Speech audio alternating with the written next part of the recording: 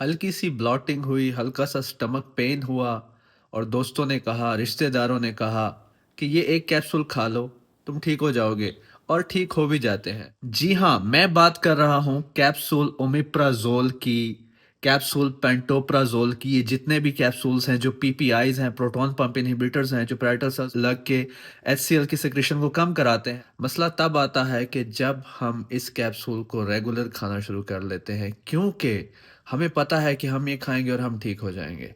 और फिर रेपिटिटिवली खा-खा के एक ऐसी स्टेज आ जाती है कि जहाँ पे इस कैप्सूल को छोड़ना उतना ही मुश्किल हो जाता है, जितना सिगरेट छोड़ना मुश्किल होता है। FDA given scientific side effect है इस कैप्सूल का फ्रैक्चर ऑफ द बोन्स। वो क्यों होता है? क्योंकि जब भी हम खाना खाते हैं तो हमारे खाने के अंदर जो भी कैल्शियम होता है, वो कैल्शियम स्टमक में जाता है और इसकी एब्ज़ॉर्प्शन के लिए, इसको डिसोसिएट, इसको सॉल्यूबल करने के लिए हमारा स्टमक एसिड इस कैल्शियम को फूड से अलहदा करता है ताकि ये कैल्शियम आयोनाइज़ हो और हमारी बॉडी इसको एब्ज़ॉर्ब कर सके। लेकिन जब हम इस तरह का कैप्सूल बार-बार ले रहे होते हैं तो हमारे स्टमक के अंदर जो एसिड है, वो डिक्रीज़ हो जाता है, जिसकी वजह से पीएच बढ़ जाती है और हमारे इस कैल्शियम को आयोनाइज़ होने में बहुत दिक्कत हो रही होती है और ये ऐसे का ऐसे ही बाहर पास हो रहा होता है। तो बॉडी को तो चाहिए कैल्शियम, तो बॉडी अपनी ही बोन्स के ज़रिए कैल्शियम को डिसोसिएट करना स्टार्ट कर देती है लॉन्ग टर्म में, ताकि कैल्शियम बॉडी में अवेलेबल रहे।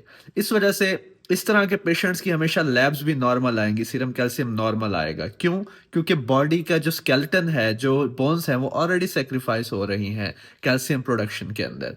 तो बेसिकली देखा गया है कि ऑस्टियोपोरोसिस वाले पेशेंट्स या एल्डरली पेशेंट्स जो इस तरह के कैप्सूल ले रहे हैं हैबिचुअली, वो अपनी लैब्स करवाएँ और इस कैप्सूल को टेपर ऑफ करना स्टार्ट करें। और ना सिर्फ क्वैक से, रिश्तेदारों से या दोस्तों से रिक्वेस्ट है, बल्कि मेरी डॉक्टर कम्युनिटी से भी ये रिक्वेस्ट है कि जब भी आप ये कैप्सूल लिखें, उसके साथ उस पेशेंट को उसका साइड इफ़ेक्ट, उसकी इंडिकेशन और उसकी डोज़ और वीक्स और किस तरह टेपर ऑफ, ये सारी चीज़ें बताएँ अपने पेशेंट को, ताकि आपका पेशेंट मैनेज कर सके कि हाँ, मुझे इस कैप्सूल को बंद करना है अल्टीमेटली।